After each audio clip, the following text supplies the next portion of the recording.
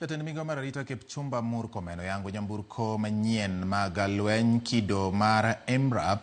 mani kod teko mar geng'o tan 10 mar miruti ma ochiki. Nyamburko go biro konyo e chwalo arita ma pacho ka e rang'iny mamalo moloyo e gwenge ma osebedo ka yudo monj mag maundu. Murkomen oyango nyamburko go e log tich ma obila mag jomajoni kata GSU e gwenge mar Waraka boma ma Nairobi.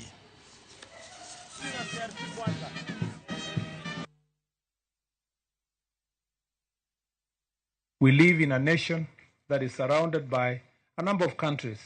that are struggling with various challenges of security. We all know the challenges that our neighbors in Somalia, in southern part of Ethiopia, in Sudan, southern Sudan, and all these challenges are posing a threat to our national security, especially in the pastoralist and far-flung areas.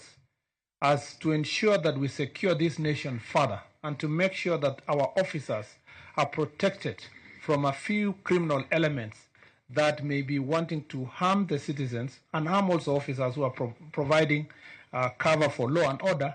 the government of Kenya